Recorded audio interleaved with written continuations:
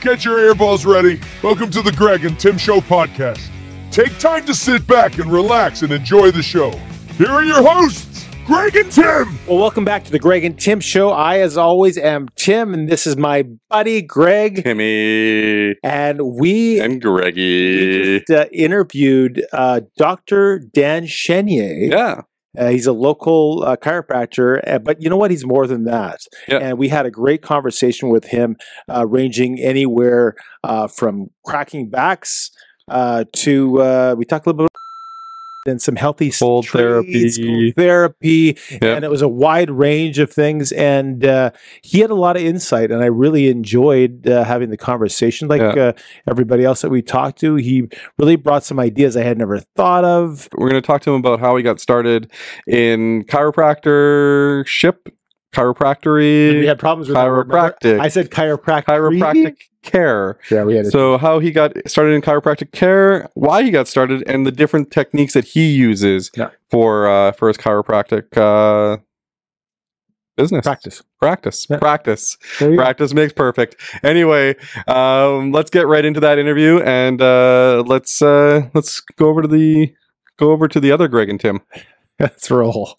Grab your phone. It's podcast time. It's the Greg and Tim Show. It's the Greg and Tim Show. Well, welcome to the Greg and Tim Show. It's so great to have a guest with us in the studio today. Today we have a very special guest on our show. He's Dr. Daniel Chenier. He's a chiropractor and wellness expert from Winnipeg, Manitoba. He's been freeing people's spines and making them feel better for more than 2 decades. He doesn't crack your back, though, and we will learn more about that later on. Definitely. He also uses cool tools like I can attest to this. They're very cool tools. so like heart rate scans you were talking about, nutrition tips, and more. That's kind of where things are at right now with people's health. But we'll get into that. We got to get into the nutrition. Yeah. He loves to teach his clients and the public how chiropractic can help you at any age or stage in your life. What? Chiropractic. Is that a tough word? Chiropractic care. Can I say chiropractic care? How the chiropractic care. The care. Anyway, we're going to chat with Dr. Dan about some awesome health techniques and alternative medicines. So we want to have this chat just as like us having a chat. Yes. Just enjoying the time and learning about some health stuff.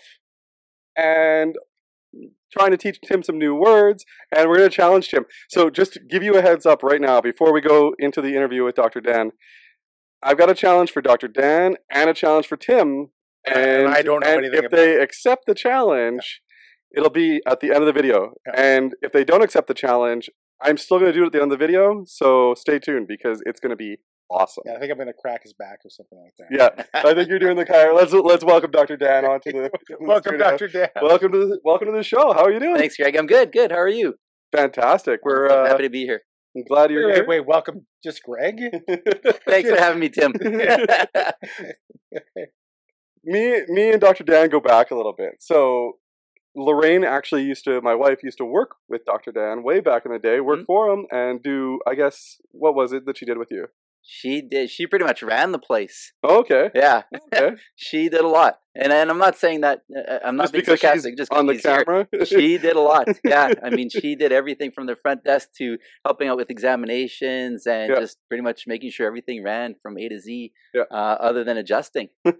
And you were actually at a previous chiropractic clinic when she started working for you originally, right? Yes. And then you've moved into your own personal chiropractic clinic. How long have you been there now for? So I practiced with my brother and my sister and my brother-in-law are all chiropractors. Yep.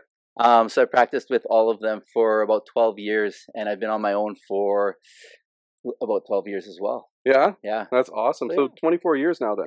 Since 1999, the turn of the century. So question, and I don't know if you have this on your list of questions, but you said you have the whole family basically are chiropractic. Correct. That's kind of different. You don't see that often where a group of people so closely associated do the exact same thing. Right. So why? So you don't see it often in many professions, but you do see it often in chiropractic. My theory as to why that is it's more of a lifestyle. It's not a job. For me, it's not a job. For my family members, it's not a job. It's a lifestyle. Yeah. And for us, the reason we all got into it, people often ask me that also, like, was your dad a chiropractor? Was your mom a chiropractor? No, they weren't. But my mom was always a health nut. Okay. So she got us interested and passionate about health and wellness in general from day one. Yeah.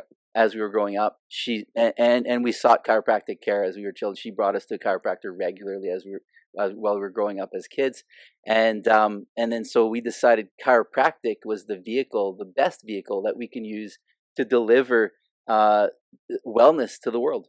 So back into the community. Back into the community, yeah. I didn't grow up going to a chiropractor as a kid, so I'm not somebody who ever sought out that kind of stuff. When I started working from home, oh man, I think it was like 7 years ago now, I was working at the dinner table, and Lorraine always went to see you all the time. Right. And I was working at the dinner table, and because when I was working at the dinner table, I was sitting at uncomfortable chairs in an uncomfortable position. I didn't have like a good chair to sit in yet. And what happened was, obviously, my back started to feel bad, and like I was getting up in the morning, like I couldn't bend up very easily, and when I did, it was hurting and that type of thing. And then I came in to see you, and we did the whole scan, and we did all the scanning and everything like that. And I got to tell you, I was a skeptic. So, because I'm going to get into this in just a second. Sure. Your style is different. Sure. Than everybody else's, right? So I was a skeptic. But when I got into it and started going regularly, I think I went 3 times a week or two or three times a week to start for the first couple weeks, and then it was down to like once every 2 weeks, and then we got it back down because my back was better, and I was like blown away. And I was not to say that I don't believe in chiropractic, but the style was so much different. Right. And I was worried because I always heard cracked bones and all that kind of stuff. So how did you discover this network? It's called network spinal analysis? Yeah, network spinal analysis, network spinal. How I discovered it. So first I want to say, to your experience, that's not an uncommon thing. It's not an uncommon experience. People will often come in and they'll experience their first visit with me based on the referral from a friend or a family member saying, hey, you got to go see my chiropractor. He'll do things a little differently than what you're used to. And so initially people will come in just like you did. And they're like, what's going on? He's barely touching me. He's doing all kinds of high-tech assessments on me, but then he's barely touching me for the actual adjustment. It's really, really light. How's that going to do anything? And then as they progress through their care, sometimes even after the very first visit, but sometimes after they progress through care, through the initial sort of higher frequency of care in the beginning, then they turn around and go, wow, my life's been transformed in a lot of really positive ways. Whether it be your back that was uncomfortable because you were sitting at a chair for long hours, or other symptoms. Also, I carry Tim on the show. Right. so various reasons. So often people will come see us even just for wellness, for optimization in their central nervous system, or for other conditions. But I have to caveat is that I'm not treating any of those conditions as a chiropractor. Many people come in with certain medical conditions and they've tried X, Y, Z. They've tried everything under the sun, and they end up in my office, and all we're doing is optimizing the way their brain and body is communicating, optimizing the function of their nervous system so that their body's innate intelligence can express itself more fully. And when that happens, all kinds of things fall into place. So it doesn't matter what the person's medical condition is or whether they even have a medical condition or a symptom. People benefit from my care as long as they have a spine and a nervous system. Which most of us are born with. Exactly, right? So people sometimes ask, well, is chiropractic for everyone? It's not for everyone. It's only if you have a spine and a nervous system and you want to optimize that spine and nerve system function. Not everyone. It's just right? So some people aren't interested in optimizing it. That's fine, but I mean, you're into technology where you have cell phones, right? That's I'm big into your it. Big thing. That's your thing. You always set me up with the best phones, anyway. So people who can relate to this, you have your cell phone, you have the latest cell phone, but then all of a sudden, periodically, you'll get a download recommendation, software updates. And it's usually when I'm in the middle of trying to make a call real quick or something, right? Pick up my phone. Oh, software update. No, it's asked, do you want to remind me later or do it now? Well, remind me later. So you can keep clicking remind me later for a certain period of time. But eventually you're going to have to do that update. Otherwise, your phone's not going to function properly anymore with the current apps that are going on in today's world. And that's the analogy I give for the central nervous system. That's like your central operating system. And there's stresses, there's things happening in life. And eventually you're going to have to upgrade that system so that you can function most efficiently in today's world. That ties into reorganizational healing, which is one of the, that's not the technique that I use, but that's the paradigm, which is a huge shift from almost every other approach on the planet, whether it be medical or natural, which we can go into. I don't want to get ahead of myself, but I've diverted from the question though. I said, no, your experience is a common one where people aren't sure to expect. And then sometimes they'll come in the very second visit, and they'll say, wow, you barely touched me, but I slept like a baby last night. I haven't slept like that in years, regardless of what symptoms they came in with. And that right off the hop is a sign that their central nervous system is starting to be more optimized, that there's less cortisol, adrenaline, and stress hormones surging through their body. So that's a good sign also, which ties into, you mentioned heart rate. It's really heart rate variability is a test that we're doing, which is a common thing in the biohacking world right now. That was the scan that you did? That's the scan. That's the main scan. We do a few other scans, but the main one the one that gives me the most information is, and patients, if they're interested in what's going on inside their body physiologically, is the heart rate variability test that we do before we start. So there's two things. There's a heart rate variability attached to that scan, which a lot of people know. I can explain more in detail in a minute, but that one is really important. It's ultimately become one of the gold standards for measuring adaptability in the system biologically. So a lot of biohackers use this. They even have devices, wearable devices nowadays, rings and watches and whatnot. And I have one on. Yeah. So people are constantly monitoring their heart rate variability, and that's one of the really big metrics. Regardless of all the other metrics that's measuring, that, in my opinion, is one of the most important ones, and it has it indicates all cause mortality, like I mentioned, can be predicted just based on heart rate variability scores. So we're not concerned about it so much from a cardiac perspective, because cardiologists are the ones who develop this technology. We're not so concerned about it from a strict cardiological perspective. We're looking at the global picture and saying, okay, your body's adapting well or not, and how is that changing over time through your course of care, so we can monitor that along the way and monitor your baseline. We'll always do the test before an adjustment so that we can see what your baseline is. I can do a test right after an adjustment and it'll usually look pretty good. But I want to see what kind of sustainable changes we're making in your system. In fact, U.S. military has hundreds of thousands of pieces of data on heart rate variability, because they're testing their troops going back and forth from one of the most stressful environments on the planet, war, right? So they have really good and reliable and predictable data on heart rate variability and how people adapt to stress. This one here will tell me my sleep patterns. So it gives me my sleep, my REM, and all that kind of. It's called Aura Ring. I think that Samsung. I'd have to check to be sure, but I think Samsung came out with one this week that they're going to be launching. And there's another one that was, I think it's called Ringcom, that just came out at CES this week. That's also going to be doing stuff like that. So it's actually going to be a fitness one that's going to do fitness, sleep, HRV, all that kind of stuff, all built into the. So you should be getting sponsored right now for mentioning all those names. So Aura Ring, if you're out there, or any of the other guys that want to hear us, we take Samsung. We should get Samsung. Samsung has money, better for it anyway. Well, there's a lot of money in stuff. And Tim likes Samsung. So from the athletic perspective, before I go on, Samsung or iPhone or Android? I have an iPhone. I mean, you always set me up with my iPhones. So.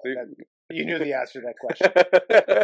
So moving on, just before we go on to some more specifics about your techniques, when I started chiropractic, and I go to a chiropractor now, a great chiropractor, does some of the similar things that you're talking about now. But when I started going to a chiropractor, it was whenever my back went out. And he'd take me against the corkboard and he'd ram me against it and crack whatever. That's the old cracking method that used to be done. When you started, how many years ago did you start? So I graduated chiropractic school in 1999. Okay. And when you started your practice, was it the old school kind of? So this is kind of a misnomer, because old school chiropractic, when it was born, was based on a tonal model, which is that optimization of the tone in the nervous system. So that's how it was born. The first chiropractic adjustment was delivered by a man named D.D. Palmer. His first name was Daniel, like me. Daniel David Palmer Are all chiropractors named? Isn't your brother-in-law also Daniel? Yeah, there's a lot of Daniels. Okay, there's a lot of Daniels. There never are too many Is your name Daniels. Dan? Okay. Here's your We just certificate. get, okay, well, I'm going to name my kid Dan, so Yeah. he becomes a chiropractor. There you go. Tell Cruz's name is changed. to Dan. Cruz, your name is now Dan. I'm sorry, but So he delivered the first chiropractic adjustment. He was a healer in a big building, and the janitor in that building, his name was Harvey Lillard. He became deaf 17 years prior when he remembered the time and the incident that drove where he developed deafness. He was bent over and he picked something up and he felt something move in his spine, and from that moment forward, he couldn't hear. And this is in their exact words, the way D.D. Palmer describes this. He couldn't hear the ticking of a watch, which they had loud ticking watches back in those days. And he couldn't hear the racket of a wagon on the street. And they had cobblestone streets, right? So wagons, not rubber tires. It was really, really loud. Clickety-clack. Yeah, clickety-clack on the street. So he couldn't so much as hear those things. And so D.D. Palmer postulated that if I was to adjust the vertebra in his spine that he felt was misaligned and take the pressure off the nerve supply to the hearing, his hearing should be restored. And sure enough, that's exactly what happened, and his hearing was restored. The second chiropractic adjustment, I believe, was to a person who had heart disease. And back then, they ate off the land. They didn't have all the chemicals that we have in our foods. They lived much more naturally, much more ancestrally or close to ancestral lifestyle. So it wasn't so much atherosclerosis type of plugging of the arteries. It was a neurological, potentially maybe some kind of arrhythmia that the person might have been diagnosed with if we were to assess him today. Anyway, long story short is that was the second case that was completely resolved through chiropractic adjustments. So it had nothing to do with back pain. Now, and it involved a structural type of adjustment where the chiropractor D.D. Palmer adjusted the segment or the bone, the vertebra, back into place. And so that was with what we call a structural adjustment, but it was based on the tone of the nervous system. And then moving forward, he developed other techniques and strategies, and his son, B.J. Palmer, developed the work even further and then opened up schools. And again, it was still all based on tone in the central nervous system. It wasn't based on, well, you have symptoms or no symptoms, you have pain or no pain. We've become obsessed. So we've become obsessed in our culture today. When I say we, not myself, but in general, society has become obsessed with being out of pain and not feeling symptoms, period. Whether they be physical ones, emotional ones, we've become obsessed with not feeling symptoms. And that's not the way chiropractic looks. And we're talking like original chiropractic. So when you say old school, that's what I want to correct. Old school is what I'm doing now.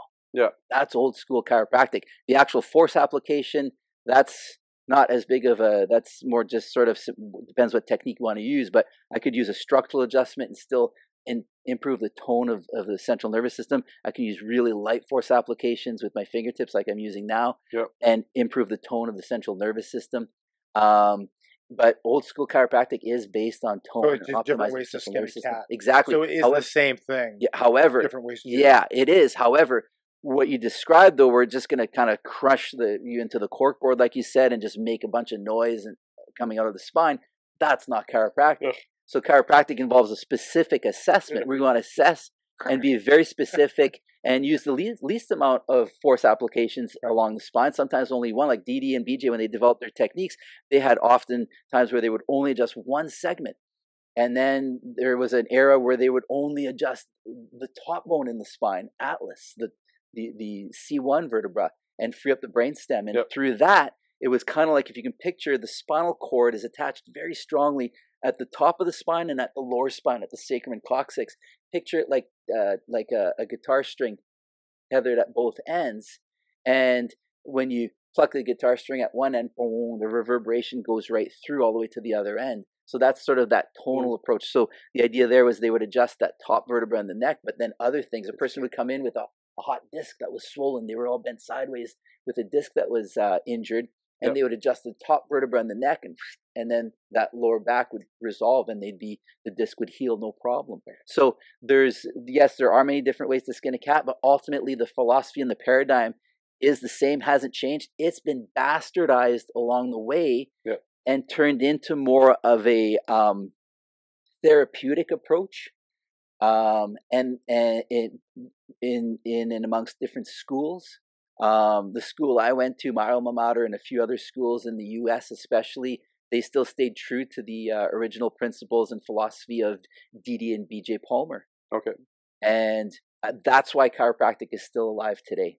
Okay. Because otherwise, anything else just gets lost in the noise of what we call, or what Donnie Epstein calls, restorative therapeutics, which is not the opposite, but it's an alternative to reorganizational healing, which we chatted a little bit about the other day.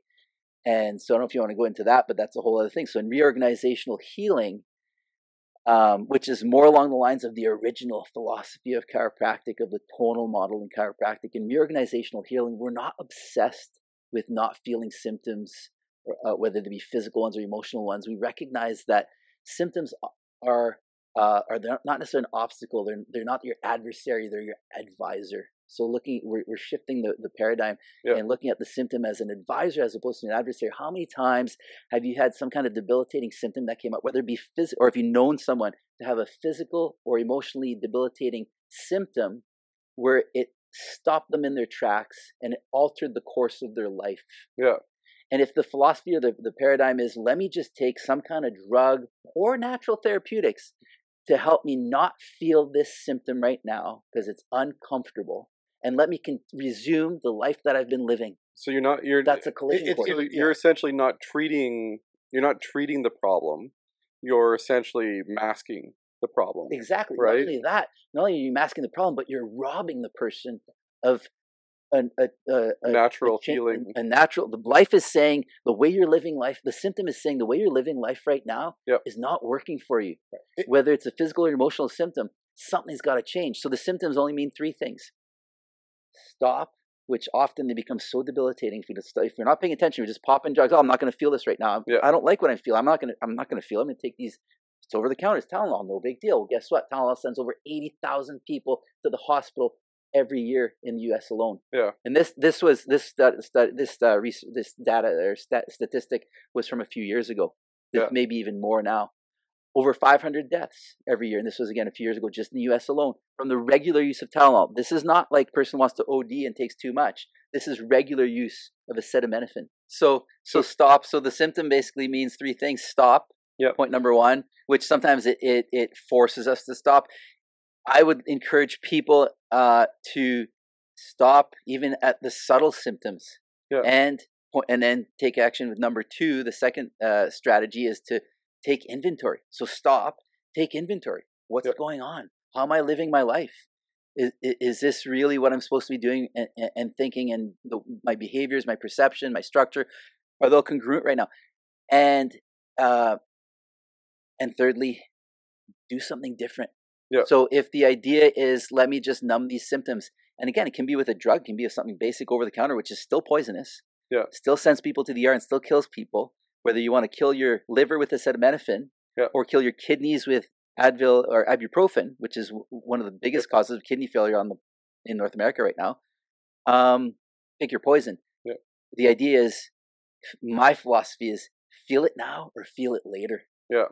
So or don't feel it at all once you're. Well, that's what I mean. If you and it's going to be. Don't feel anything at all. Yeah. So what I hear in my head, the correlation is when I'm driving in my vehicle, and I see the little light go off in my dashboard. Right. And I just try to ignore it because if I go to do something about it, it's going to cost me money. So I just ignore it and I ignore it. And it's going to cost you a lot more down the road. I actually, all the lights are on my dashboard. When you turn on my car, okay, let me premise this. My car is 14 years old. Oh, they really are? And it looks like a Christmas tree when you light it up. When you turn it on, I'm like, hey, look, it's like Christmas every day for me. So you're on a collision course. At least you've accepted it. Well, and for me, I guess when you're 105 years old, like my car essentially is 14 years old, and in car years that would be like old, right? Like that we're at the end of its life, right? So like fixing it is just putting money into something that eventually it's just going to disappear anyway. And I guess like morbidly, you look at it like your 105-year-old grandfather is there do you just let them go in peace, or do you let them go? So that's my car. Anyway, it's a whole different story. But the other thing, sorry, I'm going to cut you off for 1 second here. There's a book. I don't know if I've suggested this one to you. It's by a guy named Ryan Holiday, and it's called "The Obstacle Is the Way." Yes. And it's a very good book. He leans into Marcus Aurelius. I don't know if you know the philosopher, but Stoic philosopher. Yeah, and he leans into that a lot. And "The Obstacle Is the Way" is essentially like, just because there's something painful or something happening to you doesn't mean that you should turn and go somewhere else. Right. It means that, like, it's teaching you something, but you should also, like, you don't just sit back and let it happen. You have to actually. Stoics will go right into it. In fact, not only will they sit back or turn away from it, they'll go right into it. Yeah, exactly. Yeah. So they'll welcome it. It's called "The Obstacle Is the Way." I don't know if you've read that one, but it's good. Anyway, sorry I cut you off. So I want to get into it a little bit, maybe back into the medication, chiropractic versus North American medicine. But for now, I want to talk about, in your 23 years of practicing, you talk about how chiropractic can just make a huge difference. Can you give us an example, maybe one or two patients who came in with something, and then you were able to help them through what you do? Yeah. So I have countless examples. You can look through, I think my assistant put a bunch of testimonials on my website. So I gather testimonials, and people share with me on a pretty much daily basis some miraculous things that happen. And so I tell people now, you know what? I used to witness miracles happening regularly in the office, and I'm still blown away every time they happen. But now I've come to expect them. I expect miracles for you, Greg, when you come see me in the office. I expect miracles for you, Tim, when you come see me in the office in the future. The thing I love about when I'm getting adjusted is you're telling me what's happening. And this is one thing, like I said, I haven't gone to any other chiropractors. I can't speak to what other chiropractors do, but you're telling me what's happening, and you're telling me what's going to happen and what's changing.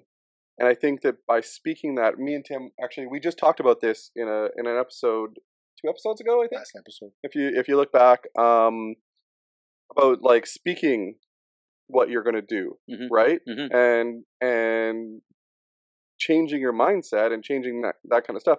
When you're intentional. Yeah, and it's an intentional thing. I feel like when you're doing your chiropractic work, it's an intentional thing, and you're also telling people what you're doing. Is that something that works into that? So sort of, but not completely. So I have very intentional outcomes that I'm looking for while I'm working on people. Yeah. And I think everyone needs to have that, no matter what work they're doing. Whether they're working with people or working with a car, you're fixing your vehicle, then there needs to be a specific outcome you're looking for. Otherwise, you're just randomly shot in the dark, right? So I have very specific, my teachers, I have great, awesome mentors and teachers. And that's one of the things that they've hammered home for me, is that be clear on your outcomes. So I'm clear on my outcomes, but at the same time, I'm not so clear that, well, you came in with condition X, and I'm going to make condition X go away. No. That's the practice of medicine. Because condition X might be the solution to what's going on. The old saying, the cure is in the disease. Well, your body may have adapted properly to something, and it's showing up as a symptom. My taking away that symptom from you, or having that as my outcome, could be a violation to you and to what's really going on. So my outcome, I have specific outcomes based on the parameters I'm looking at, but my sort of bigger outcome is, one of my mentors often has said, I'm here as a chiropractor to allow your innate intelligence to express itself more fully. And whatever happens after that is none of my business. In other words, let your God-given, so God gives you your innate intelligence. And that's the intelligence. Innate means it's inborn. You're born with it. And it's the intelligence that stirs your cells into life. It's the difference between you and a dead corpse. You have innate intelligence that's stirring your cells into life, constantly repairing and reorganizing and healing tissues and keeping you alive. So my intention is to allow for greater expression of that innate intelligence. And then what happens after that's none of my business. In other words, who am I to say that this is supposed to go away, or that's supposed to be different, or that your fever should come down? Maybe your fever should come up when you come see me. Kids, because it's battling something. Exactly. Parents can bring their kids in. This goes back to your question here, Tim. Parents bring their kids in to see me all the time, babies, infants and colicky, whatever. I'm not trying to treat the colic. I'm trying to allow innate intelligence to express itself more. So maybe a fever, and even good pediatricians in the medical realm will acknowledge this as well. When the child has a fever, it needs to come. That's the innate immune system that's working. And what's the common paradigm is, well, let's give them a drug, acetaminophen or something, children's Tylenol, to bring the fever down. Oh, that's completely contradictory to what I'm trying to do. I'm trying to wake things up in the system. And often I'll tell parents, the baby's fever might come up a little bit. That's okay. As long as their behavior is still normal, they're still drinking, they're hydrated. Monitoring it. Like, you obviously have to be careful. Yeah, but they can have a really high fever, especially infants. They can have a much higher fever than adults without it being dangerous. So, and exactly, monitoring their hydration and their electrolytes, all that stuff, if they're eating and drinking, that's great. Now, back to your question, though. Do you have something else you want to add? Yeah, I'll come back to you. Back to your question. So that's a big one we see all the time in infants. Parents bringing their kids in. I've got a young lady I'm working on still to this day. She is probably in her 20s now, and her mom brought her in when she was 6 months old, had been on round of antibiotic after antibiotic after antibiotic from the day she was born pretty much until 6 months, with ear infections, constant and chronic ear infections for the first 6 months of her life, and constant and chronic prescriptions for antibiotics. She brings her in to see me. Within the first couple of visits, no more antibiotics, and that's it. Ear infections are irrelevant now. Yeah. And she's still seeing me to this day on a wellness basis. So that's a big one we see all the time. That's just not one isolated incident. That's a good example of things that happen all the time in my office. An interesting one that since you asked me that question about some interesting cases, I had a lady who came in to see me. I don't know what her initial concern was. People often come in with a concern, whether it's a symptom or something, or they just want to enhance well-being, what we call the salutogenic effect, which we can talk about in a second also, if you want to remind me about that, because that's, again, paradigm. I don't know the word. I can't pronounce it. Okay, salute, think salute. Okay, so just remind me, your daughter's going to the military, think salute. It's like 5 syllables. Remember, talk about that. So it basically the opposite of pathogenic. So genic means Genesis, right? Like in the Bible, it's the beginning. So how does something start? Well, pathogenic, something that starts a disease. What started the disease? Pathogenic. It's a pathogenic bacteria. Or it's a bacteria that can, cause bad things in your system. So it's the opposite of pathogenic, salutogenic. Okay. But medicine doesn't really have anything that's salutogenic. Really, when you really break it down, their idea of wellness is early detection. Let's get you in for a bunch of tests and detect cancer early or detect things early. That's not wellness. So then what? So you detected it. So why not live your lifestyle now? So you're going to change your lifestyle once you detect something early? Why not change your lifestyle now and optimize your system now and do all of that stuff now? So those tests become irrelevant. Mm-hmm. So, but back to your question. Sorry, just one cool example, because it's a pretty cool example of a case study. She comes in. I don't know what her concern was. I don't remember because it was quite a while ago. And I worked on her a few visits, and then she left town or something. She moved to Quebec or something, and then, or just hadn't seen her in like 10 years. Yep. And then she comes back, she finds me at my new office, and 10 years later, and she says, when I saw you way back 10 years ago, I didn't see you for that long, but it was miraculous. She said, I had like a lower back thing or something, back symptoms, lower back pain. That was fine. That went away, no problem after a few visits. But what I found was after the very first visit, not after 2 or 3 visits, very first visit, she said, I've been a chain smoker for years. Chain smoker, pack a day. And she said, I left the office, I lit up a smoke, and it tasted like, can I say that on this podcast? You can. We can just bleep you out later on. And I'm just quoting her. I'm quoting her. You quote it. And so she said, we'll put it up on the quotes. So she said, I butt the cigarette out, drove home. When I got home, I lit up another one thinking, okay, this is going to work now. It always amazes me that people think that it tasted good in the first place. But anyway. Right. That is amazing. So then she lights another one, and she says, it tastes even worse. She never lit another cigarette ever again for the rest of her life, for those past 10 years. Yeah, we talked. Actually, there was a story that we talked about a couple of weeks ago where someone said the words over and over, this cigarette, even though they love cigarettes. They said over and over, this cigarette's horrible. I hate smoking. And they didn't do anything else. They kept smoking. And all of a sudden, one day they woke up and the cigarette tastes like shit. So that's the power of autosuggestion. However, here, we're not talking any suggestion here. Yeah. And that you brought that up a little bit. My intention, if I'm speaking it makes it more powerful. Perhaps, for sure it does. Like that's in any realm, it'll make it more powerful. 100%. Absolutely. But in this case, I didn't say anything about her smoking. Yeah. She didn't even intend on quitting smoking. She had tried historically to no avail. Right. And she was like, forget it. I'm giving up. I'm never going to try this again. I'm just going to keep. And then she lights up and just spontaneously, and that's the kind of spontaneous healing and wellness that people experience. So the other thing is when we work on infants, there's no power of suggestion there either. Right. So, because sometimes people say, "Oh, you're barely touching." It must be just like auto suggestion that people feel better, placebo effect. No. Infants, animals. Case study with the smoking lady. Yeah, it's just incredible. Like I'm blown away. I get so excited even just talking about it, and I see it every day. Yeah. In the office. So for me, you ask me, why did you guys choose chiropractic? All of you, it's a passion. Like it's a lifestyle. It's more than a lifestyle. It's a passion.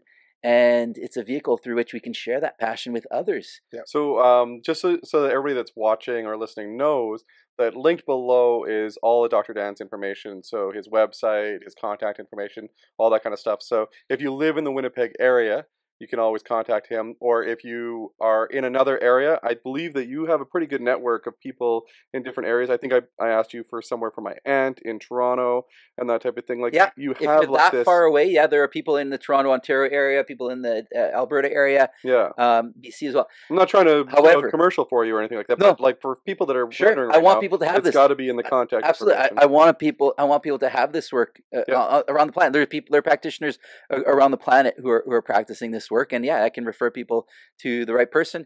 I also have people in Manitoba who'll drive in. I had a lady yesterday, she drives in from the Russell, Manitoba area about 5-6 hours. And she'll drive in once every couple of weeks for her adjustment. Her and her family get adjusted. That's fantastic. And she'll pass by a whole bunch of other chiropractors just to come see me. A lot of people drive in from Carmen, a couple hours away.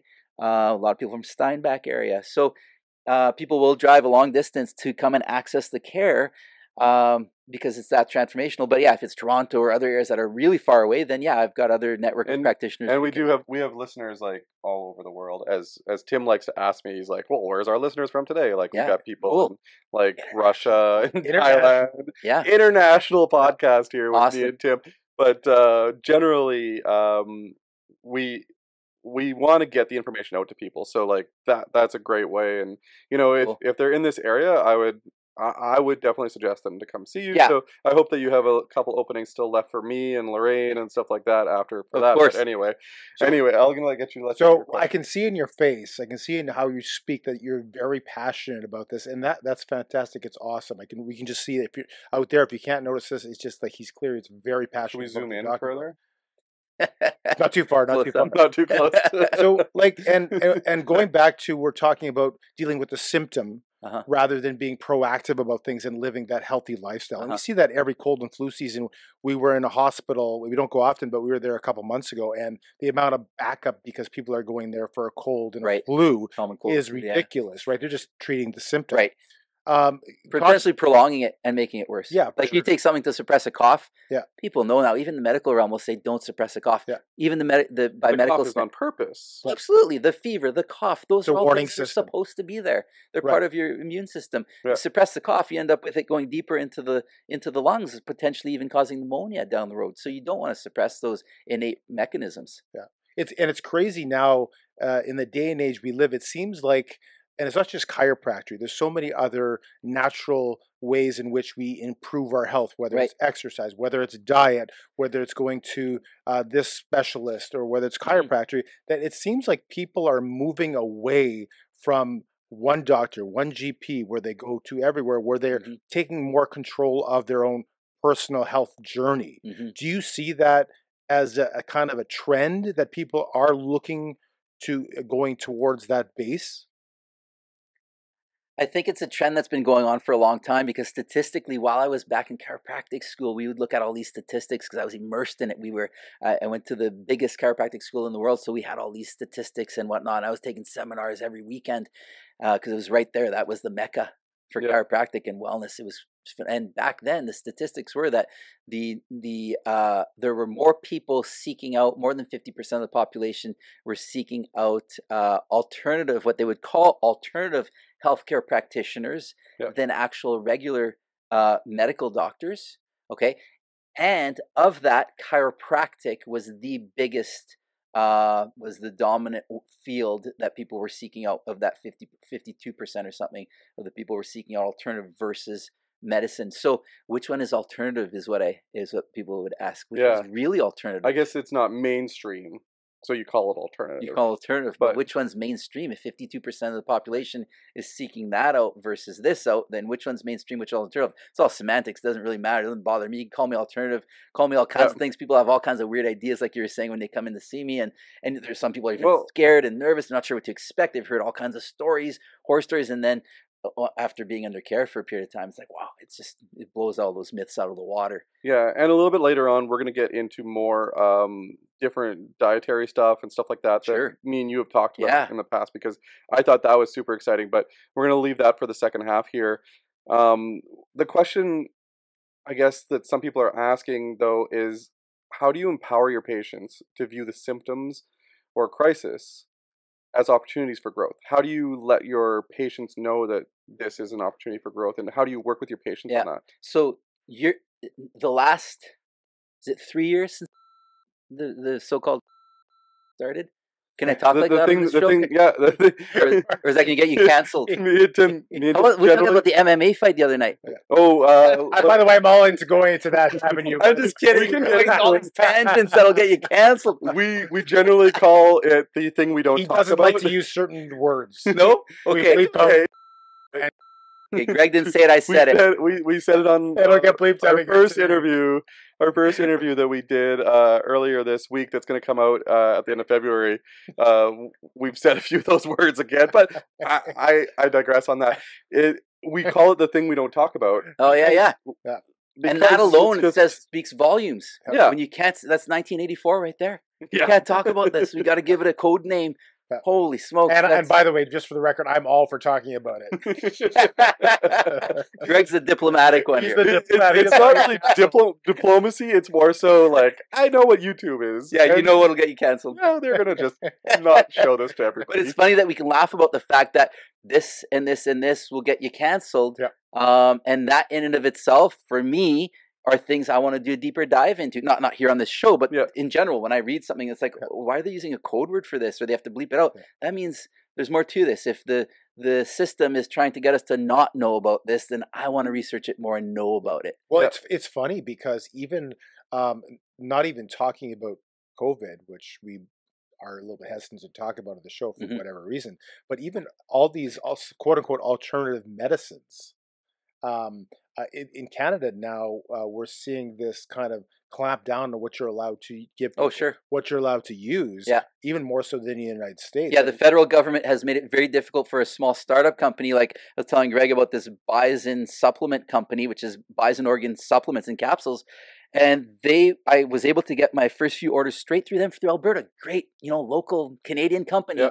And the federal government has tightened down their restrictions to the point where now you can get heroin and cocaine and these illicit drugs in British Columbia, fentanyl. You can get like a couple grams of this stuff and carry it with you, but you can't buy a Bison organ supplement straight from Canada. They have to go through the U.S. distributor and back to Canada. But nonetheless, we can still get it done. We still get it. Yeah, and that's what we're just making it more challenging for the business. What you just said is crazy. Like if people were to stop and think about what you said about what it's easier to get. Yeah, you can't get raw milk. Yeah. But you can get a couple grams of that other illicit stuff. And I can't underscore exactly that point. That's just crazy to me. Yeah. Isn't it nuts? Yeah. So those are all things that it's like, whoa, red flag, man. Like, do your research. Yeah. And so now and the next thing they're telling you, these globalists, is you're going to be eating crickets, but you shouldn't eat red meat because it's going to kill the planet. Yeah. Which is more BS. Yeah. But we can go into that once we go into the nutritional strategies. So triad of change. Okay, wait. Can we get in? There was something else that we were talking about. 1 second. I asked you how you empower your Oh, patients. how empower. So we'll go back. The point I was trying to make, I wasn't trying to go into a tangent about. Tim goes into tangents. And before you start your answer, when you have a patient have a patient come into you, do you feel that they are more open to it anywhere, or do you need to make the change if they do think differently? Both. A lot of times, most of my practice is referral based. So a lot of times people come in and they've been told by their friend, their loved one, their neighbor, their spouse, their kids that we'll be doing things differently, and they're starving for this paradigm shift now. They're done with treating symptoms and trying to cover things up, even with natural remedies, because a lot of natural remedies out there are the same medical paradigm. If the outcome you're looking for is to give me my old life back and let me go back onto that same old collision course minus the symptom, then take morphine, take a drug, whatever, take a natural remedy. It's the same thing. Do yoga. If your objective is to get rid of the symptoms so you can keep back on that same collision course life, same relationships, same food, same activities, same behaviors, same philosophy, same paradigm, it's a collision course. It's going to be a redo. Something's going to happen. It's going to usually be a more wake-up call that's a lot louder and weird. If you want to get the same result, do the exact same thing. Exactly. The definition of insanity. Yeah, exactly. Insanity. So back to your question, though. I'm going off tangent. So back to your question. My point was, none of this would have happened in the last 4 years, okay? All the stuff that's happened, the fear-based, fear-mongering stuff that people have been persuaded or coerced into doing in the last 3 to 4 years, since 2020 is springtime 2020, from lockdowns to all the other measures, none of, and we know now, we know for a fact that none of it worked, and none of those measures would have even taken place, because they wouldn't have been able to scare people into those measures if people had confidence in their body's innate intelligence. Your innate intelligence knows more in 1 second than every doctor, including me, in the world knows in a lifetime. And if I can empower people with just leaving my office knowing that, like really knowing it, embodying it, life will be magical and effortless. Yeah. Well, I think I had said something online about the whole thing, and I said, well, nobody's talking about physical exercise and diet. Vitamin D. And the federal government's not teaching that. But somebody commented, well, let's get through this and then we'll talk about it. My favorite is the overweight guy eating McDonald's, taking his mask on and off. Well, not only that, but they and then having a smoke outside. They incentivize that 2 times actually. They incentivize some of the measures by rewarding people with hamburgers and fries and dunk. I remember Krispy seeing Kreme that donuts. governor in New York. There's a governor, he's like, was that Cuomo? I don't know. It's one of the bears. Yeah, it was Cuomo. He had some other issues. He had a hamburger. He had fries. He's like, and you get fries? You get fries. What are you talking about? Yeah, and then he got them. And there was another state where they were giving away Krispy Kreme donuts. I was just wanting to get the free donuts. So let's I need a Krispy Kreme here. Oh, we are. Yeah, great. So well, more incentives for people for other things. He loves take your medicine. You get Krispy Kreme. It's the devil. For me, it's the devil. You know what? Everything is good in moderation. Crack cocaine. So I don't. So let me get this straight, because Tim will go on tangents for a half an hour about these kinds of things. So Tim will go on a tangent about half an hour about these things. I don't drink. I've never smoked in my life. Never had any kind of drugs. All that kind of stuff. But yeah, I do like a donut every now and again. And I do like cake. And I do obviously I'm not in the best shape of my life. And I want to be in the best shape of my life. But at the same time, it's not a staple food on a daily basis for you. Yeah, but at the same time, I don't want to live in a restrictive lifestyle that really just, you know what I mean? I don't want to live in a lifestyle that for some that's so unsustainable that it would make them fall off the wagon every day. Yeah. Tim Ferriss talks about this, where you got the one cheat day in the 4-hour body. You got the one cheat day per week where you have to cheat.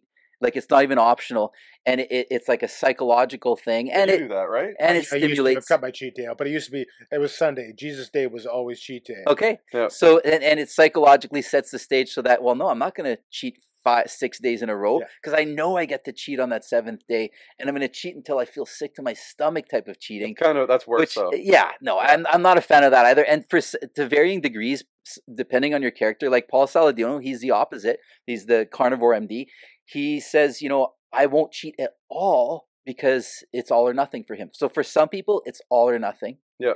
And for others, they do really well psychologically and physiologically with 1 day of cheat. And you can choose your cheat meals as well. It doesn't have to be the worst foods on the planet full of polyunsaturated fats and the Yeah, what are really you bad craving? That's what I found. Right. It's like you can crave grapes or you can crave a donut. Yeah. Depends on what the psychological makeup is. And I think that people that do the whole cheat day thing, if they overindulge, it's kind of like drinking, right? People that don't drink, that overindulge, feel like crap the next day. So, right? And then that's your body telling you that was the wrong thing to do. Maybe eventually your body can actually, you'll learn from that. As long as you're compassionate enough with yourself. There's studies out of, I think, Stanford University on compassion. And I can't remember the name of the studies. I think it's like the throw in the towel studies. But long story short is they took a bunch of university-aged women who are very conscious about their body and their physical appearance, okay, and their weight. Yep. And they said, we're doing an experiment here, and basically we have to test these candies. And you have to eat a lot of these candies. But before you eat these, so you can test them and rate them for the manufacturer. But before we do this, you're gonna have to pound back a full donut and a big glass of water, and then you're gonna go do the candy drill experiment. And they're like, oh, geez, that's gonna be tough because they're never these type of people that would never do that kind of stuff. Yep. So, but half of the group, they tell them, don't be too hard on yourself. Right. That's it. Nothing else. They don't coach them in any other way other than, don't be too hard on yourself. It's just a one-time thing. These things happen. People do this. Yeah. Okay. The other group, they tell them nothing. So the group that they told, don't be too hard on yourself, they eat as much candy as you can, basically, is the thing.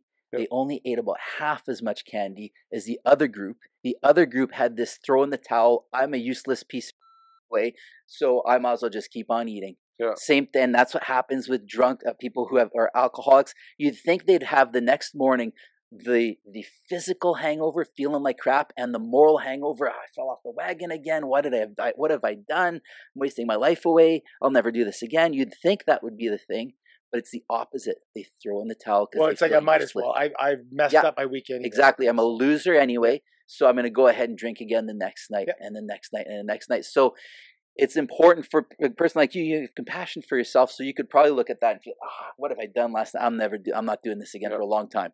You can. Some people respond when you yell at them and say, right, more you the drill dirty sergeant. Piece of junk. Get your ass on the field and do that. Okay, and the next one's like, But what the studies are showing is, for the most part, don't be too hard on yourself when you screw up. Right. Because you're more likely to screw up again. You're just throwing the towel. Well, yeah, everyone messes up. We're human, right? Right. Especially Greg, who goes to Krispy Kreme. He'll be there every second day. So you pound back a dozen Krispy Kremes. Don't be too hard on yourself. Yeah, don't be too hard on yourself. So I don't pound back a dozen Krispy Kremes. Anyway. I will have you been to Krispy Kreme? In the States, when I was in school, back in Atlanta. Pounded back a dozen. They'd have the light that would turn on.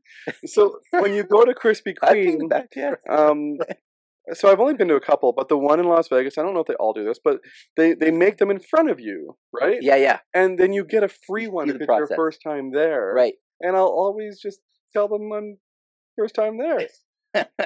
So dishonesty. Oh, yeah. For eating. It's my first time at that Krispy Kreme. I call him two truths and one lie, Greg, because there's always two truths about one lie. But anyway, it's like Krispy Kremes are good. If Krispy Kreme's watching and they want to sponsor more sponsors, the Oura Ring, Samsung, I'll take Krispy Kreme, Samsung. I want a ring now, but how much? I'm not telling you again. How much for your spyglasses? I'm not telling you about any of the stuff I purchase. Anyway, I think the devices are great. The wearables are great, and I wear mine on and off. I have more of a one that fits on my chest, I'm just concerned about wearing it all the time. Is that Topless Tuesdays that you do that? Sorry, there's no such thing as Topless Tuesdays. They're not supposed to know about Tuesdays and that. Don't tell his wife there's Topless Tuesdays. It's only the chiropractor that's topless. Yeah. So no, I was more concerned. I was going to talk about EMFs, but that's it. Like, I'm not sure what kind of EMFs from Bluetooth and whatnot that is usually connecting with some kind of a Bluetooth you don't carry device. your phone in your front pocket, right? No, my phone's right here. I try to avoid it in any of my pockets. Where do you put your phone? I carry it in my hand. I just throw it on the seat or throw it on the console. Tim has a fanny pack. And he carries his in Frankie's the name. The name of his fanny pack is Frankie. Frankie. You named it your fanny pack? Named it Frankie, but since it's gotten cold and I have pockets, I have neglected Frankie. Yeah. You're better off with Frankie. He'll put it in his jacket. Distance is your best friend when it comes to those types of things. When it comes to any kind of radiation, whether it's ionizing radiation and X-ray, we know that distance is exponential when it comes to the amount of radiation. And very similar for EMFs. Distance is really, you can get all kinds of weird shielding strategies and devices. Yeah. I don't know if I trust all of them or neutralizing devices. I don't know. Sometimes it's hard to stop something, like avoid something that you like. I guess the question is, like, if you work hard to avoid it because you think it's going to do something to you, is that hurting you more stressful? Like, is that making you more? For me, it's not stressful because when I'm at the office all day working on people, I never have my phone on me. I wouldn't even want to have it on me. So it's put aside. And other than that, I'm either going somewhere or it's either in my hand because I'm messaging someone, which is away from vital organs, the brain and the genitals, because we know now that it has an impact on sperm count, which ultimately has an impact on testosterone and hormones in general. So, and I was telling a friend of mine, he's done having kids. He's like, oh, I don't care, I'm done having kids. Well, I was going to just say that, but that's not the point. The point is, do you want to have healthy hormones or not? Yeah. Till you're an old age. Yeah. So the idea is that you don't want. It's a hormone disruptor. EMF is a hormone disruptor, and Olympic athletes, or coaches for Olympic athletes, are big on that. All these kids now have phones on them when they're like 10, 11, 12 years old. We were just talking about this in the last episode about like kids having phones earlier in their lives. And we're thinking because it's more of a safety net for parents, right? Like you get a hold of their kids anytime. Yeah, you can communicate with them. But the whole hormone disruptor, now these kids having them, like we grew up and we didn't have a cell phone. I didn't have a cell phone until I was 18. And it was more so to drive back and forth to the city. But now kids have them early. Do you think that eventually that's going to become something that's going to affect them when they're 25, 30, 40 years old? I mean, we don't know yet, right? We don't necessarily know, but I would suspect yes. I would assume yes, and just act as if it will be an issue. So what do you teach? You don't want to be just like anything else. Like I said, you want to test things early detection, and then do something about it. No, you're gonna want to live that lifestyle now. Yeah. As opposed to changing your lifestyle once they find something. So my kids never have a conversation like this with their friends. It's usually laying on something and they're FaceTiming speakerphone, FaceTiming, whatever, with their friends. Bluetooth, we had got them. They were insisting on getting Bluetooth 2 Christmases ago. Earbuds. And so I don't know what we were thinking. We bought them the earbuds and they were in their stocking, and then like within a week or two I was like, what are we doing? This is ridiculous. We can't have that EMF right there. Not only is it right next to their brain, it's like in there in the ear canal. So no, I'm not taking that chance. Okay. Is it for sure? I don't know. I've seen studies that show, but and I'm not going to wait for that time to come before I say this is not good. So I especially in the developing brain and in the developing system, that's why we wouldn't do X-rays on a toddler or a young teen unless we had to. You got to the benefits must outweigh the cost, and in this case, it's optional whether they have the thing right in their ear or have the wired headset. So they're back to the old school wired. I convinced them that, it was kind of cool to go old school, and we're starting the trend. And it's funny because you were just talking about the physiological aspects of what you're talking about with the phones and everything connected to us. And that's not even going into the social, psychological, emotional issues that we're creating. Media and communication skills. And it's ridiculous. Yeah. My child doesn't know how to dopamine. My child just got a new job and they're like, I don't know how to use the phone. Part of my job is to call on the phone a potential client. And it's like with a real phone. Yeah, with a real ground line. Like, I don't know how to do that. Right. And this is crazy. Like, well, you just talk on the phone. Just talk on the phone. Yeah. But it's so foreign to them because they're texting. They're just doing other ways of communication, and they're not actually able to have a conversation in that way. Right? Even though they're very outgoing, they can. If you're standing right in front of you, they can talk to you. But making a simple phone call. But there's the whole thing, and the big thing is dopamine release. So if a person historically had to exercise hard or do hard things to get a certain reward in the brain, biochemically, neurochemically, dopamine reward. They had to achieve something or win at something or do something hard, like a hard exercise round. That was what required for a reward. So it was very motivating. Now you can get that same reward from scrolling through and seeing just what the next thing is. It doesn't even have to be anything that interesting. It can just be Instagram scrolling and seeing, what's the next thing? It's that sense of surprise. Oh, I got a like. There's something wrong with Facebook. I don't have too many likes, right? Yeah. So it's the dopamine thing, and then the brain requires it down regulates, its own production. So you need more and more stimulus in order to get that reward. You don't get that reward from a meaningful conversation with someone anymore. Whenever I talk to someone, it's 100% about the scale. I want to exercise because I want to lose 10 pounds. Right. And if I run enough, kilometers, or if I do enough push-ups, I'm going to improve, and that scale is going to drop, and I'm going to go from 190 to 180 or whatever it is. And it's very one-dimensional. Right. But I always tell them, exercise is more than just dropping weight or dropping inches. There's more of a physiological mood enhancement, things like those that are way more benefits that nobody ever sees. Can you talk a little bit about the benefits of physical activity, and then maybe B, into what you put into your body as far as food is concerned? So when it comes to physical activity, and specific forms of physical activity are better than others, but when it comes to that, even when it comes to, now the latest studies are showing, even when it comes to cognitive decline, the brain is one of your most metabolically active organs, and you can do all kinds of like games like Sudoku or these like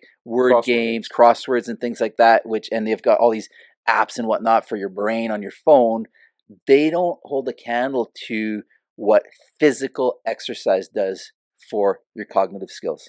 So that's the first thing I want to mention, because a lot of times people think, I'm going to be really smart and I'm going to do some math problems and all kinds of things to keep my brain sharp. That's fine, but not even remotely close to what physical exercise does to keep your brain sharp into old age.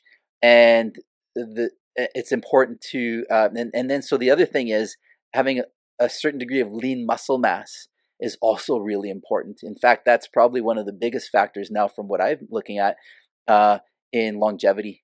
So keeping your body strong, being able to jump off of things and land, being able to decelerate really well, because a lot of times people fall when they're older and then it's game over. They fall, break a hip, and that's it. That's done. Their whole everything goes downhill. Potentially even die shortly thereafter. So statistically speaking, so keeping a largest amount of lean, and I was always a really skinny but muscular kid, like really skinny but muscular kid growing up, and I looked at the big football player guys. I wanted to be like them, and I couldn't gain a pound. I was like probably hovering around 4 to 6% body fat through my whole childhood up until I was probably 20-ish years old, maybe even 23 years old, and then I see these kids now in the gym who are like that and really strong. They're lifting an incredible amount of weight for their size. Yeah. And I was talking to this guy in the sauna the other day, and he's ripped. I was like, man, he's half my age. I was like you when I was 23 years old. And he's like, I want to gain 30 pounds of muscle. I want to be 195 pounds. I'm weighing 160 now. I'm like, that was me. I was 160 pounds up until I was 25 years old, and 4% body fat. And he's like, yeah, I was like, why? first of all, there's nothing wrong with having a lot of lean muscle mass, but just the mass for the sake of mass alone. Because you got to carry that still. Exactly. And here's the thing.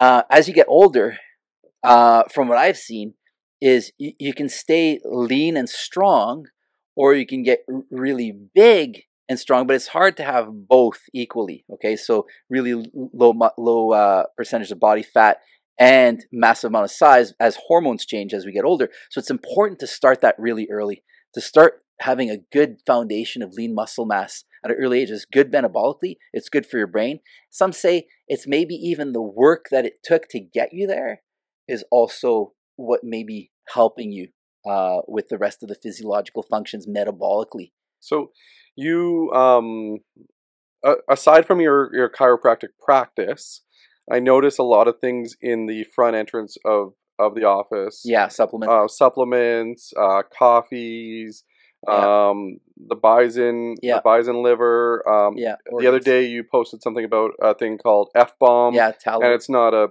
swear. It's a balm. Yeah, BALM. you need to bleep that one out. No, it's called F-bomb.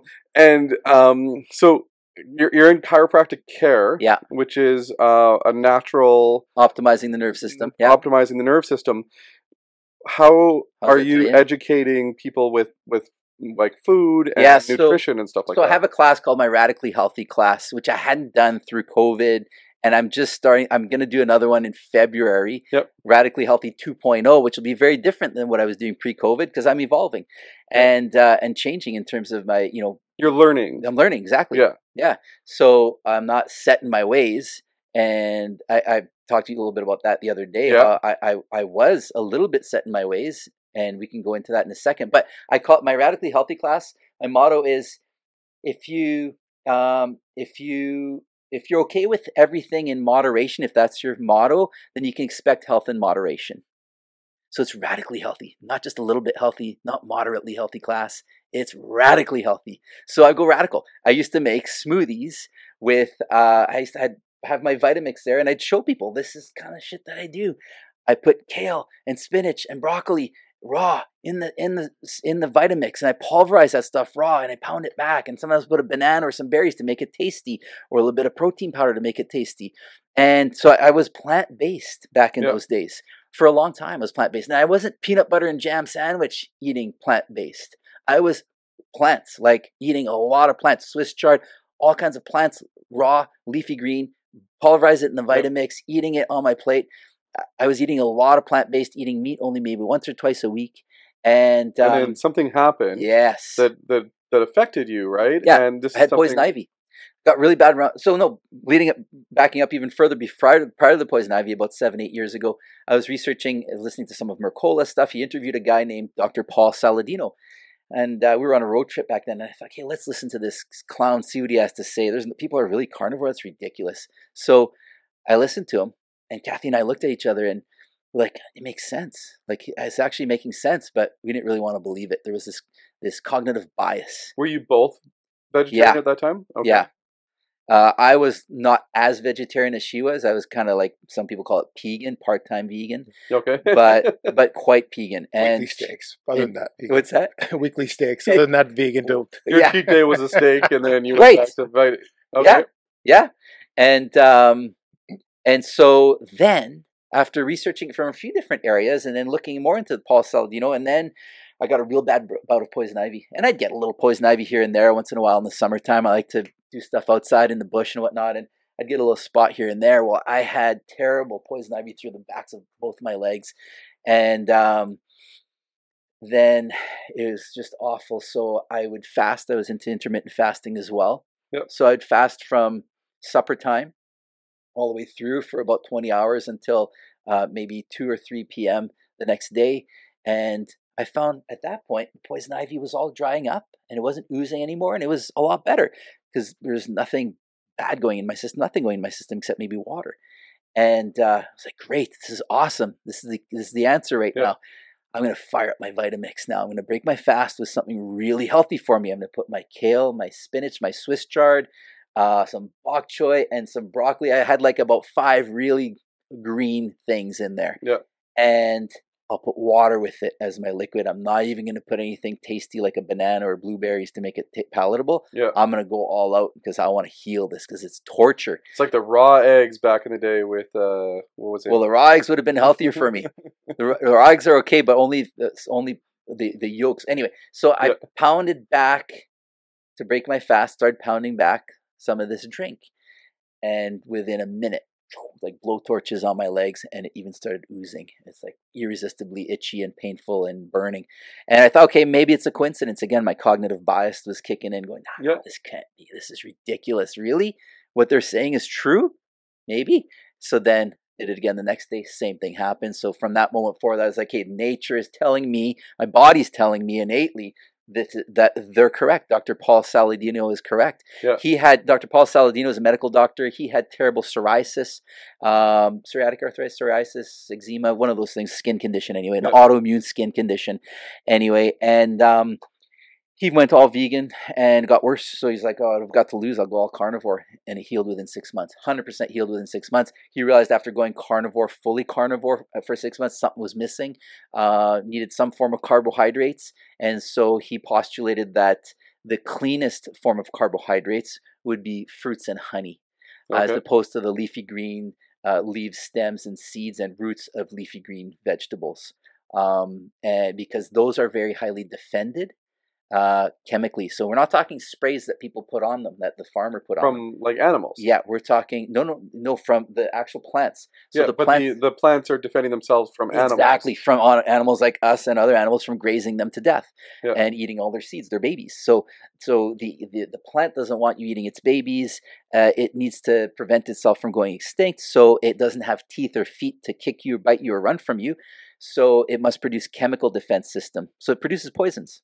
And those poisons are usually immune disruptors and hormone disruptors in plants. So like a poison ivy is very specific, right? It gives you, so that you one know that one is a you know it's poison because it's very overt. So how do we as humans know because obviously like foragers and gatherers and that type of thing, as back in the day, they had to eat what they could get. Right. So here's the thing. The fasting would happen. So in times of starvation, they might have resorted to plant life to keep themselves alive, but the ideal berries and stuff ideal would have been fruits. Okay. Would have been fruits, the bright fruit, like a bright ripe fruit. There's no way that wasn't attractive to our ancestors. Okay. Right? That would have been pretty attractive, and a honeycomb would have been pretty attractive. They would have risked, I would contend they would have risked getting stung by bees just to get to that honeycomb. Okay. Occasionally. And if they had slayed the beast, then there's no way they would have said, I'm not going to take the heart out from that beast and chew on that heart versus, or the marrow, break the bones open and lick the marrow out of those bones versus I'm going to chew on that piece of kale on the forest floor for half an hour that tastes like bad. Yeah. You have to bleep that one out. Yeah. No, I know what you mean. Right? Yeah. It's not palatable. Yeah. And it's chewy versus I'm going to lick the marrow out of that thing. That to me is ancestral. So again, with my cognitive bias, I tried to justify, no, this is good for me, and you got to prepare it certain ways to make it taste okay. Yeah. No, so they all have their poisons. Poison ivy is a very overt one. Yeah. It turns out that things like cashews are in the same family as poison ivy. Oh, really? Yeah, interesting. And kale, for example, has goiterogenic compounds in it, which is bad for the thyroid. Okay.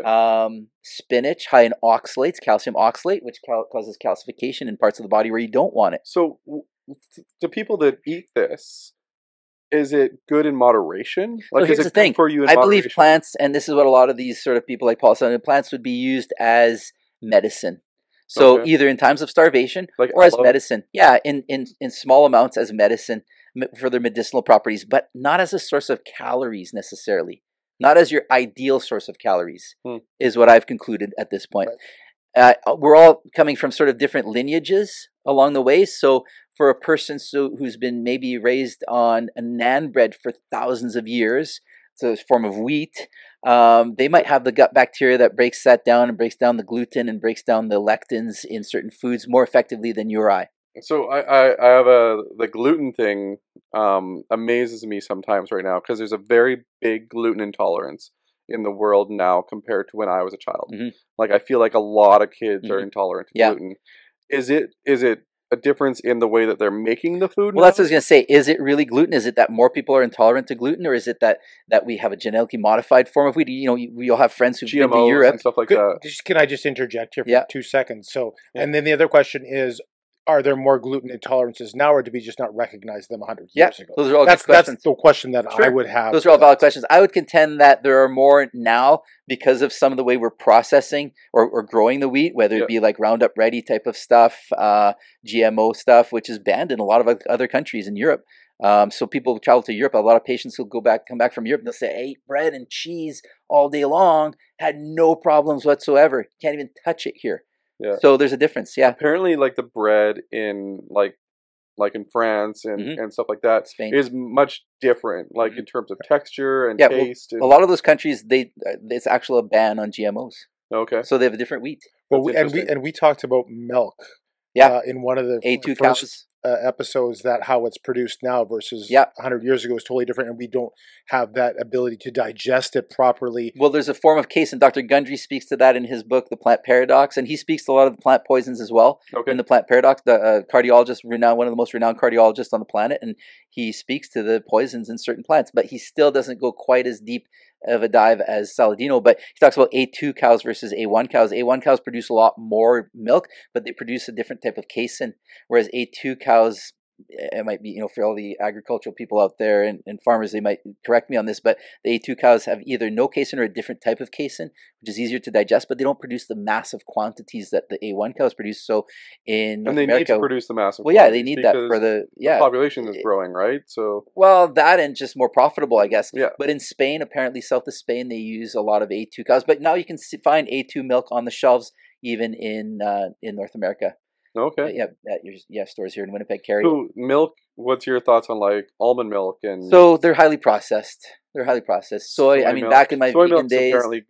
soy's not meant for human consumption. Yeah. Back in my vegan days, and and again, hormone disruptor. So yeah, no. Okay. Cool. So I'm going to just push back a little bit and be a devil's advocate on this. So you're talking about the carnivore diet, which some people may or may not have heard about. Lots of meats, very little of the green veggies. But for years and years and years, we were taught by our parents, by our grandparents, eat your vegetables. And the more green, the better. But you're saying that these are actually not good for you to ingest in that form. I've come to grips with that. There are varying degrees of poisons in those leafy greens, degrees of poisonousness. That's the word. So vegetables that you suggest though are like root vegetables, like carrots. Yeah. Yams might be a little bit less invasive in terms of the defense chemicals in them, but still to a certain degree, the root vegetables. And so, for example, the myth has been brown rice. Whole grain brown rice it has compounds in it. One compound called WGA, which actually mimics insulin. So it plugs up your insulin receptors and causes long-term consumption of it will cause type 2 diabetes. So people that think they're eating healthy with brown rice. Yeah, because it slows the spike of blood sugar, right? Yeah. Sure, it does, because you got the germ in there, you got the fiber. And so it slows the spike of blood sugar more than if you were eating white rice. However, the white rice doesn't have that WGA in it.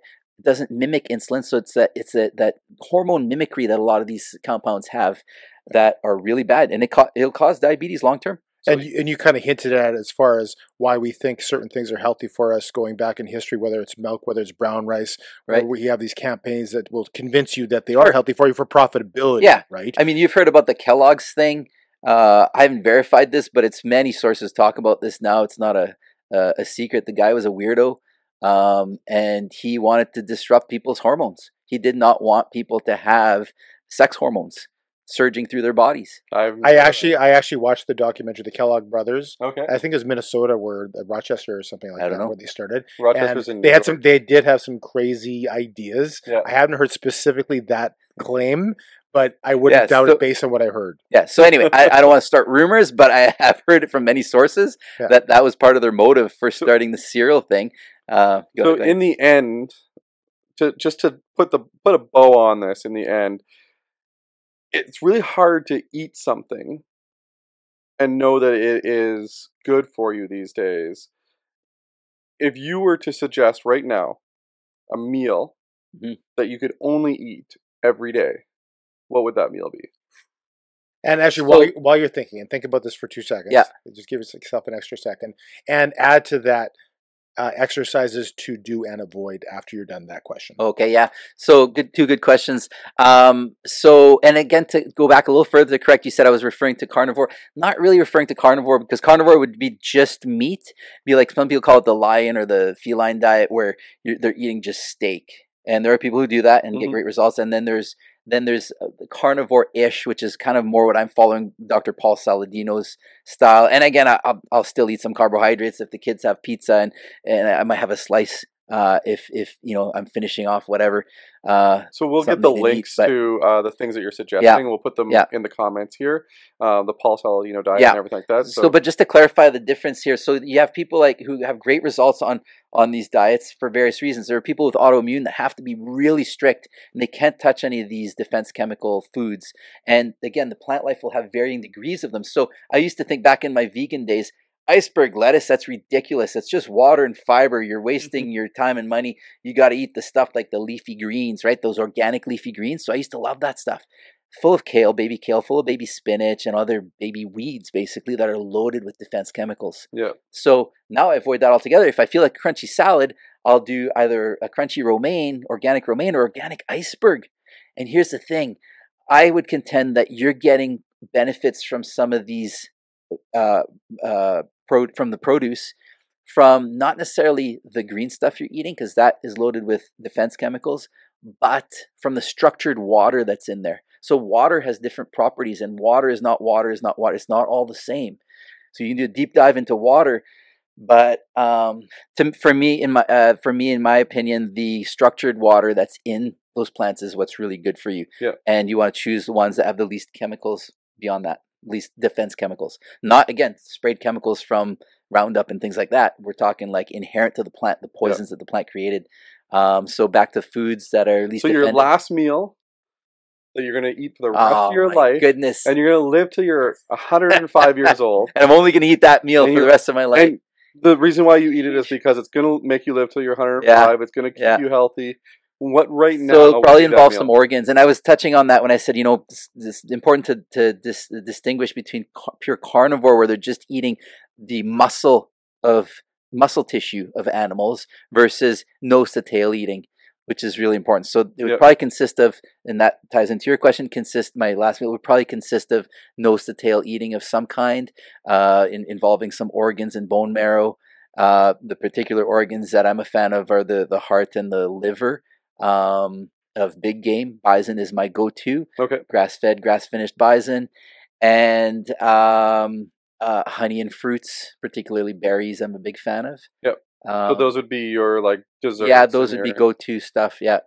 Okay. Yeah. And then the exercise, if you obviously you can't just do one exercise for the rest of your life, right? But an exercise that you would do on a regular basis to get to that lean. A couple good ones that I get a lot of bang for my buck with lately. I like heavy lifts, and beyond that, on the days where if I've lifted heavy and I'm a little too stiff, sort of my zone 2, if you will be on a spin style bike. So I like to do zone 2 exercise, which is kind of, just for people who aren't aware, the zone 2 is a really good way to train certain metabolic pathways in the body that are in, you're using oxygen. Okay. So you're below the lactate threshold. Okay. So you're not to the point where your body's producing more lactate than it can recycle efficiently. So once you reach, zone 2 is below that. So as soon as you tip the scale beyond that, now you're in other metabolic pathways, which are still going to benefit you. But zone 2 is what is shown to really help the mitochondrial health. So the spin bike, does it have any other kind? Like you said, a spin bike. Yeah. Is it because it's less on your joints and stuff like that? Is that why you pick Yeah, I just like it. I'm not a huge fan of running and jogging. I find it really boring. So other than the fact that it's hard on your joints, and I'm a big runner, so I always push back on you. Is it that it is hard on your joints for running? So for running, that's one thing. And you have to, for me, again, you're seasoned runner, you probably can keep yourself in that zone 2 with a certain pace of running. For me, being on the bike, you can manipulate the tension, manipulate the gears and stuff like that, so that you can keep yourself in zone 2 and not go beyond that lactate threshold. The one thing I can't do on a bike is my butt. My butt hurts so much. Your butt hurts a lot. Yeah. So again, you pick your poison. But so the other thing that I like, also very efficient, is the assault bike. You guys ever tried an assault bike? No. So it's got the arms and the legs that are going at the same time. So you're pedaling. You're pedaling and moving your arms simultaneously. So you're demanding blood supply, oxygen-rich blood supply, nutrient-rich blood supply to your arms and legs. And that one I like to do more intervals on, though. So that and beyond zone 2. We should make a radical assault bike. Yeah. We should invent. What would that consist of, though? Well, I don't know. You eat Wow, you eat a liver. You eat a raw liver. Got a liver dangling in front of it. Well, that's a terrible idea. A hard time selling that one. I don't know. But that one is it's called assault bike. It hurts in a different hurt kind of way. Like, you get a muscle hurt. It hurts good though. Yeah, it hurts good, but it's almost like almost like a nauseous hurt after you really sprint hard. Because you can sprint hard on those ones to do interval training.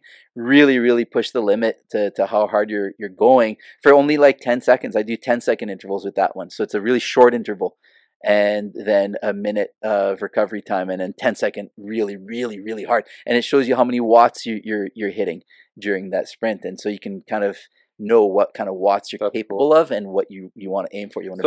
Wait a minute. Do you know who makes the assault bike? So I think it's a company named Rogue, but there may be other brands as well. Okay, we got to talk to Rogue.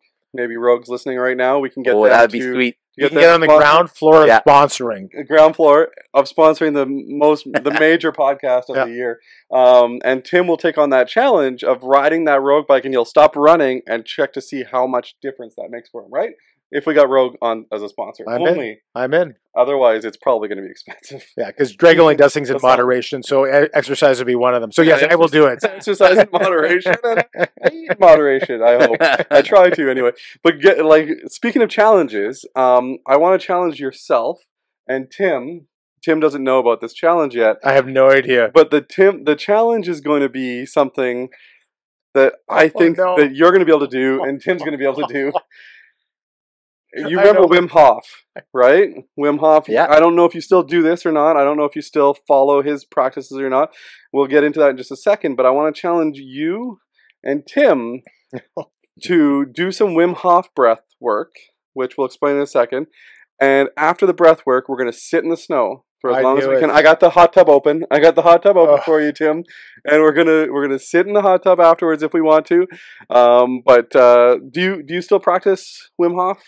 In cold showers, yeah. The breathing practice. I have actually another breathing practice that I use that's a little more refined, but yeah. Okay. So long, basically, yeah. Yeah. One of the things I love about Wim Hof, but that's the challenge I'm in. Yeah, you're in. Okay, just answer that question. Yeah, I'm in, but terrified. In but terrified. Okay. Well, awesome. And let's face it, it's not. It's not. No matter how much you've practiced it, it's never like. Even Wim Hof says, it's not like I like the cold. Yeah, it's still cold. Yeah, it still hurts. He's embracing but hard things. Yeah, difficult things are just a good thing to do in life. Yeah, embracing the suck. My friend says embracing the suck was what he says. Yeah. And the thing I love about Wim Hof, or one of the things, is his philosophy. Even though he's got that 3-pronged approach, which is a breathing practice, cold immersion, and focused attention, sort of meditative focus. But beyond that, his philosophy is one that ancestrally we were faced with hardships. Yeah, and we had stress. When we had stress, it was you're being chased by a saber-toothed tiger. You're going to have to run and fight for your life. Yeah. Or you're going to have to run and fight for your next meal. Or you're going to starve for a period of time. You're going to carry that meal home. Right, exactly. You're going to have to work for it. You're going to have to do hard things, uncomfortable things. In today's culture, we're comfortable 24/7. And fasting is one of those things that makes you uncomfortable. Yeah. So fasting and heavy lifting and hard exercises, those are all things that mimic sort of the successful hunt, as they say, which you would have had to have done if you were going to eat your next meal. So what Wim Hof does, though, is he makes you do the breath work first. So like for me, I'll take cold showers. I'm 3 years in cold showers. How long have you been doing cold showers? Long time, since pre-COVID for sure. Okay. Yeah. So I read his book and I've learned his breath work and all that kind of stuff. And the thing that I like is that he gives you the tools to like do your breathing. You do 30 deep breaths and then you hold on the out and then you suck in a big breath and you hold on the in, and then you do it again. Then you do it all over again. And what breath work is supposed to do for you is it's supposed to actually allow your body to reset in some sort, right? Like a pattern interrupt. Yeah, like if you're in a stressful situation, or if you're angry, or if Mhm. you're in a position where you need to be reset, the breath work is supposed to help you reset. Is that something that Yeah, it changes your state, that's for sure. Yeah. Yeah, the breath work will change your state. The cold immersion will change your state big time. Yep. I've suggested for people who are prone to panic attacks as a sort of first aid measure. First of all, we have to figure out, get to the bottom of it Yeah. and change the physiology in a more sustainable level. But as a first aid measure, cold immersion is a really good first aid measure for a panic attack. Yeah. The trigeminal, particularly on the face, so the main sensory nerve to the face and head is the trigeminal nerve, and it's one of the most sensitive nerves on the body. It's very, very sensitive to pain and turns out to cold sensitivity. So it monitors the cold in the environment. Yeah. And so by full immersion, particularly immersion into cold water, full face immersion, it elicits what they call the mammalian diving reflex, Yeah. which slows your heart rate right down. Yeah. And everything metabolically just kind of calms right down.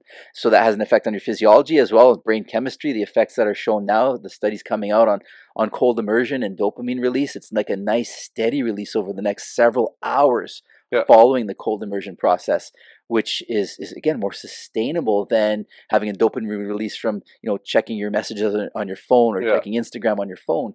It's actually supposed to be when you do a cold shower in the morning. It's supposed to actually be like having 10 coffees. Wow. Right? Like it's Yeah. supposed to actually give you that, But in a sustainable way. It's a jolt of adrenaline, in your really. body, right? Yeah. Because your body's facing stress for the first time of the day. That's right. Right? And when you're doing that stress, it's a controlled stress. Yeah.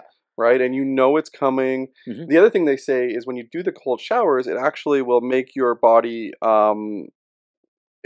you battled your first obstacle. The first We hard thing. talked about this earlier. Yeah. Obstacle is the way, right? Yeah. You've faced a first obstacle already, which teaches your body that it can do things that you Right. didn't think it could do. So if that's the hardest thing you're going to face that day, you got it nailed first thing in the morning. It And you're triggers it good. in your brain. Yeah. Right? Yeah. So I got a cold water story about me and Tim way back in the day. So me and Tim went to Kitsilano Beach in Vancouver. We were there in October last year? 2022. Yeah, October of last year. So we went there thinking, okay, it's a beach. It's like 17, 18 degrees. We're going to enjoy it. We brought our bathing suits. We're going to go check out the ocean. He dips his toe and is like, whoa.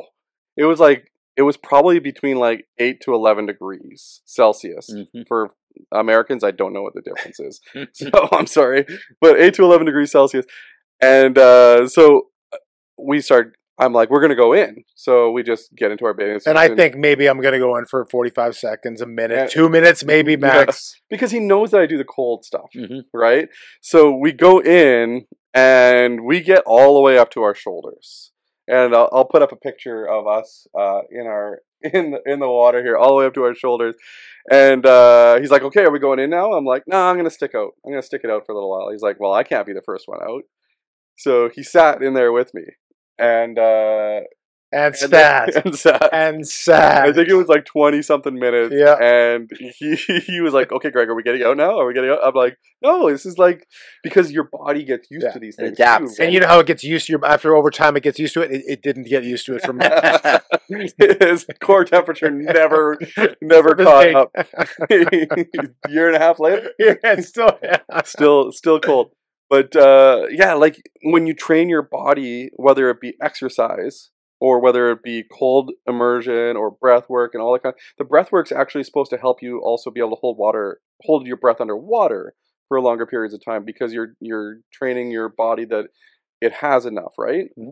Yes, but you gotta be careful with that. Like, Okay. don't go out and do like a breath hold underwater. No. Don't want anyone to when doing this practice, because what happens is your urge to take a deep breath comes from CO2 building up in your bloodstream, and so you're expelling all your CO2 and you're saturating with oxygen, and so you don't have that big of an urge to take a deep breath. So you can do a really long breath hold while doing this particular breathing practice, it's not a good idea to do it underwater because you'll go from, oh, I'm comfortable to blacking out without getting that CO2, knowing that, okay, I need to take a deep breath. And so the last thing you want to do is black out underwater. So essentially when you go underwater, you take a deep breath in before going underwater. I can't really speak to what free divers do, but they've got their own sort of breathe up method, they call it, which is a little different than the Wim Hof.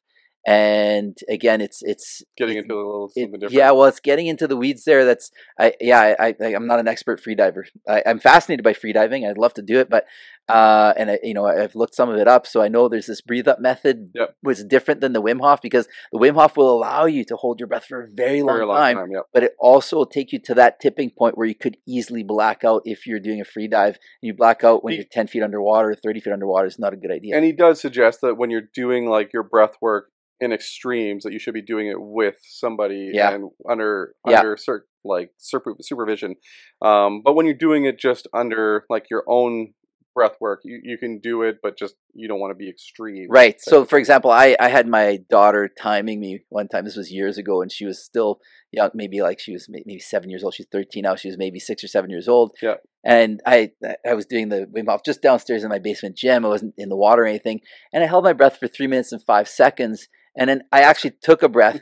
I took a breath because I stopped it because the last thing I wanted to do is black out in front of her and freak her out and whatnot. And exactly. I probably wouldn't have died, but it's because I wasn't in the water. But it still wouldn't have been good to black out. Exactly. So I watched some of and I wasn't familiar with Wim Hof or the techniques as much as you were, and you were as well. But I watched some documentaries. I got some information this week, and it's just the backstory is quite fascinating. But again, it's a great point to know your limits. A lot of people, we talked about New Year's resolutions, will go from 0 to 100 in one day, and that's when they fail. Mm-hmm. But certainly building that up over time, and you have years of experience, so do you.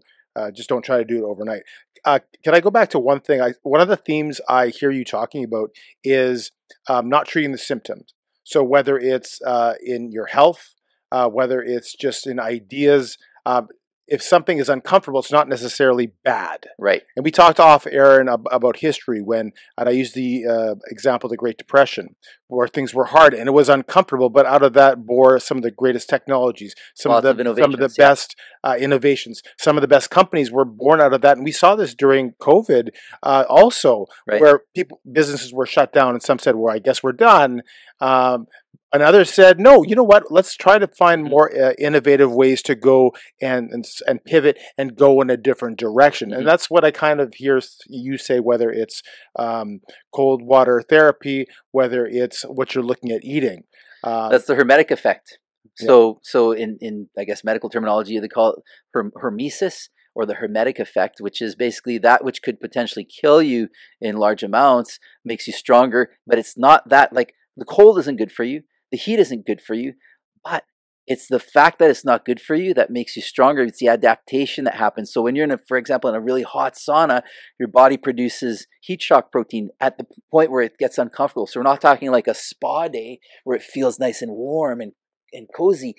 When it gets to the point where it's uncomfortably hot, your body's starting to produce heat shock protein, and that actually serves as protective mechanisms to heal wounds and repair tissues and protect your brain, and all kinds of things start coming up with that which your body produces. So it's the effect of having a small amount of something that's dangerous or poisonous. That's the hermetic effect.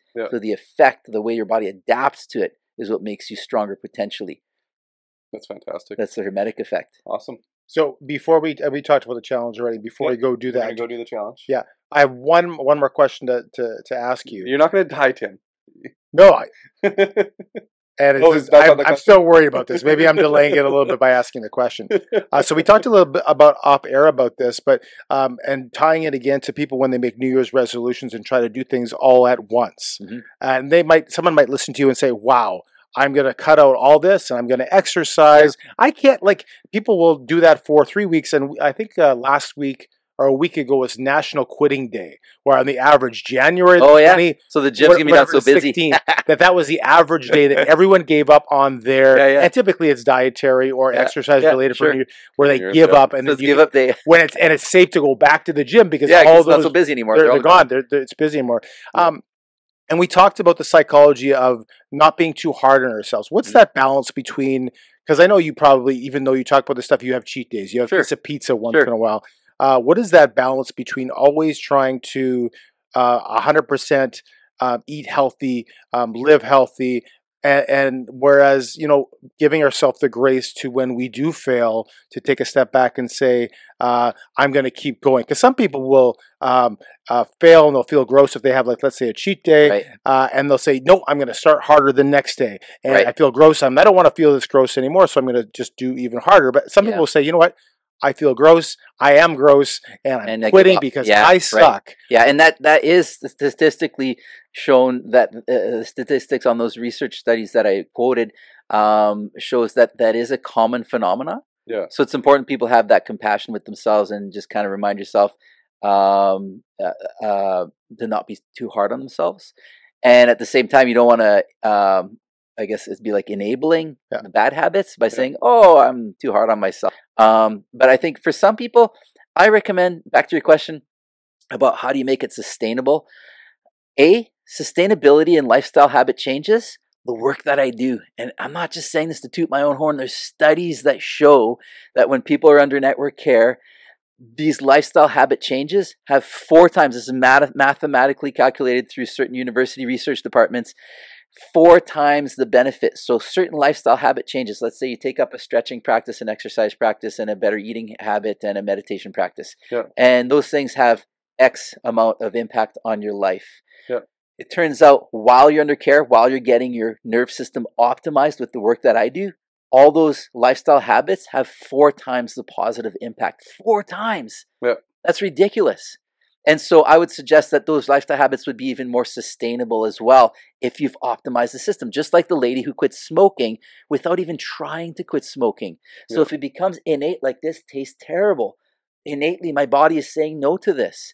Innately, my body lately has been saying yes to organs and flesh and fat of grass-fed bison. Yeah. It's ancestral. It makes sense up here, but I was resisting it up here until my body started saying, yeah. And then it's like, it makes it more sustainable. So this is to answer your question. I think optimizing and upgrading your central nervous system so that it makes those better choices innately will make those lifestyle habits more sustainable. And I am not, even though I tell people to be compassionate with themselves and not be too hard on themselves, I still think people are capable of more. And no, you're not okay behaving the way you've been behaving. You're capable of so much more. Well, what you're talking about, and I don't know if you come from a Christian background, but we are Christians and we go to church. Yes. And we in the Bible, it's talk about balancing. Jesus said balancing grace and truth, where it's not one ditch and not the other ditch. Right. It's making sure that we try to make as good decisions as we can, but at the same time, we have the grace of not always pound. Exactly. Right? Yeah. Exactly. So you're not enabling the bad behaviors. Yeah. And I see too much of that in this soft culture that we've become. Oh, it's okay. You're good just the way you are. The body positive movement. Yeah. Okay. I don't know if you get canceled for me mentioning that now, but but that's BS. Yeah. Okay. No, that is not healthy. And yes, you're capable of so much more. You're capable of being healthier. You're poisoning the temple. The temple. Your body's like the temple of the Holy Spirit, and you're poisoning it. And it's one thing, body positivity, and it's another thing to be gluttonous, and you know what I mean? So I can see the body positivity, be positive about your body. To the degree of don't be too hard on yourself and don't throw in the towel. To get better. Exactly, right? exactly. So that you don't go to that throw in the towel thing like I'm reached 400 pounds now, I might as well just throw in the towel. No. Don't be so hard on yourself, but also you're capable of more. You're capable of more. Yeah, exactly. Yeah. That's awesome. That's a great point. I think we'll end it on that. I think that was fantastic. Yeah. Cool. Again, thank you for joining us today. I really appreciate this. Hey, it was my pleasure. I had a fantastic conversation. I think we had a great time. Really had a great time. Yeah. We're gonna do the cold challenge, so we're gonna cut to that in a few seconds here. But before that, if you do want to get in contact with Dr. Dan at all and you are in the Winnipeg area, all of his information is below in the description, so you can check that out. If you're listening on Spotify, it'll be in the description as well. And thank you once again for joining us. We should go in. You're welcome. We should go get cold now. Let's get cold. Let's get cold. Or awesome. not. Let's get uncomfortable. Let's get uncomfortable. Comfort is the enemy to growth. We can. Yeah, so I was saying how I did it minus 39. Hey, and it was, I got a frostbite on my feet, and about a week later, I was on the bike, or 4 or 5 days later, I was on the bike. Why am I feeling like this? Wow. Picture that story, you jack. You sit down. A week later, I got frostbite. Just watch out Thanks, for the yellow Dr. snow. Dan. Yeah, don't go in You're the pile. the best. Don't go in the pile over there. Watch out. Okay, are we doing snow angels or? We'll do that at the end. Okay. Once you're done in the cold, So this is where the focused attention from the Wim Hof comes in. don't focus on the cold. Focus on your So body. you're not dying. That your body, your trigeminal nerve is telling you that you're going over a snow-capped mountain, and it should sacrifice your toes and fingers, so thus create a forceful constriction in the blood vessels. And that's a survival mechanism. Yeah. If you're really going to be dying. But right now, you know you're not going to die. You know warming up is minutes away. Yeah. So try and keep those blood vessels open and blood circulating. Okay? Breathe through it. The constriction can be painful, especially in the extremities. How are you feeling, Tim? I want to go in the hot tub. Every second of my body's thinking about quitting and going in the hot tub. Well, you can lay down and do your snow angel. You can go in the hot tub. So yeah, in None a of my moment, body wants to sit in this position. so give yourself so open up your arms and legs a little bit more. Let the cold come in. The cold, as Wim Hof says, Oh, that's much better. is Thank you. the window to the soul. Totally It's the different. doorway It's like to the night and soul. day. And now just relax. And let It's warm in here. Let the dog jump on you. It's cold. You think? So why don't you let's give ourselves like a sort of a time, like another 30 seconds or minute. Go back into the snow, just so you have a goal and an back outcome. into the Let's do snow? 30 seconds. go back We're gonna into lean the back snow and do angel. snow angels. No. Yes. As opposed to like at random, like it's going to end soon, but I don't know when. That's more I want to hear that random thing you just said. random. It's going to end soon, but I don't know when. Okay, 15. No, I mean like it's going to end in like blank. Exactly, And if you answer the 30 question, seconds. you'd like 30 finish seconds. the sentence. 30 Okay, 30 seconds. For what? Till we Till we do our snow angel. angel, And then what after Then we'll that? go in the hot tub. Go warm up. How long in the snow angel? You just do a snow angel and then As you long get as up. it looks Oh, good. I like that. Okay. Yeah, I like it. Okay, keep breathing a little bit here. All Now right, refocus. breathing. So I have to do the breathing. You forgot to It's breathe. ancestral. So muscles open in your fingers and toes. This is awesome. You're probably already starting to adapt. Yeah. I'm actually my back against the snow. It is awesome. We'll do the backs in 5 seconds. No. You're the boss. 4, Okay, it is starting to. I am getting used to it. 3, 2, Yeah. 1. Lay back. And start. Oh no! Hi. Okay. Oh, Lord Jesus, you're a guest. Let your breathing relax. And then what? Okay.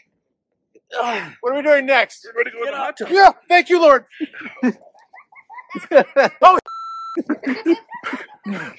No. Oh, I gotta open it, Tim. Oh, Oh, I love you, Hunter. I love you, Hunter. Does it burn? Oh, it's so good. Like a bunch of needles? what do you think of it, Greg?